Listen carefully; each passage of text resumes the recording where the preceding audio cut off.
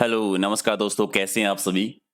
राजस्थान में कोई रिजल्ट आए और किसी प्रकार का विवाद ना हो या गड़बड़ी की आशंका ना हो, ऐसा तो कभी हो नहीं सकता।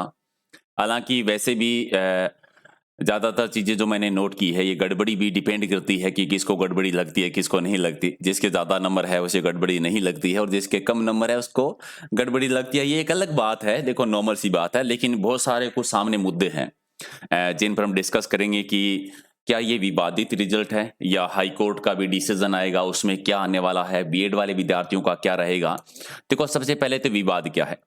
पहला मेन विवाद ये है कि एसओजी की जांच प्रक्रिया चल रही है। जैसा भी आप लोगों को पता होगा, पेपर लीक मामला चला था कि पेपर जो है वो लीक हुआ था। हालांकि जिन जिन विद्यार्थियों का नाम आया था उनके रिजल्ट पर रोक लगा दी गई है। लेकिन फिर भी एसओजी की जांच प्रक्रिया भी चल रही थी, जांच पूरी नहीं हुई थी और उससे पहले रिजल्ट जारी कर दिया गया। सबसे बड़ा विवाद वाला मुद्दा तो यही रहा है कि पहले जांच पूरी होनी चाहिए थी कि क्या बड़े स्तर पर गड़बड़ी हुई है, क्योंकि अगर बड़े स्तर पर गड़बड़ी हुई है तो रिजल्ट नहीं जारी होना चाहिए था। और दूसरा, अभी भी हाई कोर्ट में याचिका है, उसका डिसीजन आना बाकी है और उसी डिसीजन जो है उस पर परिणाम जो है आधारित रहेगा। हालाँकि रिजल्ट पर रोक भी लग सकती है। दूसरा जो सबसे बड़ा विवाद वाली चीज़ थी, वो थी अभी आंसर की आई थी, अगर आपको पता होगा, और उस पर अलग-अलग आपत्तियाँ दर्ज करवाई गई थी, तो फाइनल आंसर की जारी होनी चाहिए थी। अंतिम उत्तर कुंजी जारी होने से पहले ही रिजल्ट निकाल दिया गया। हालाँकि पहले फाइनल आंसर की आनी चाहिए थी कि जो आपत्तियाँ दर्ज हुई थी, उन पर क्या डिसीज़न लिया गया है, उसके बाद में रिजल्ट आना चाहिए। तो दूसरा विवाद ये हो गया कि पहले फाइनल आंसर की आनी चाहिए थी।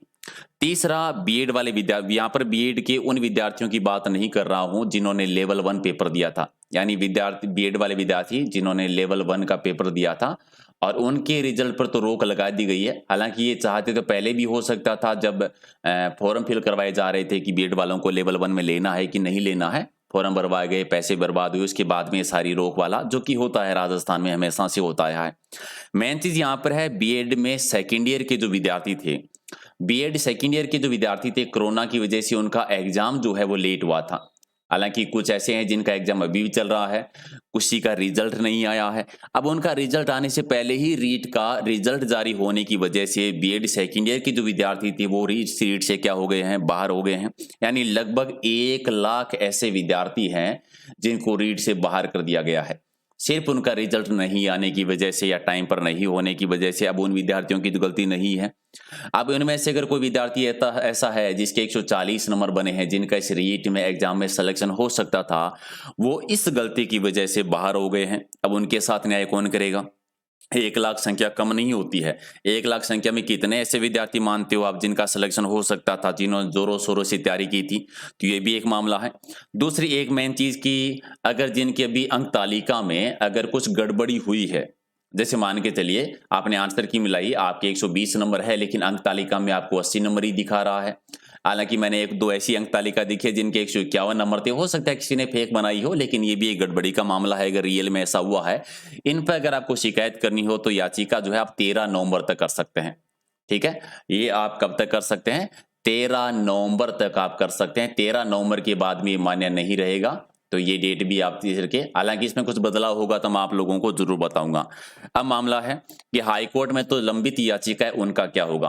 हालाँकि हाई कोर्ट में जो लंबित याचिका है, उनके निर्णय के अधीन रहेगा ये परिणाम कि उनका डिसीजन क्या आता है। हालाँकि ऐसे मामलों में हम ज़्यादातर जानते हैं क्या डिसीजन आता है, लेकिन जो भी याचिका का डिसीजन आएगा मैं आप लोगों को ज़रूर बताऊँगा।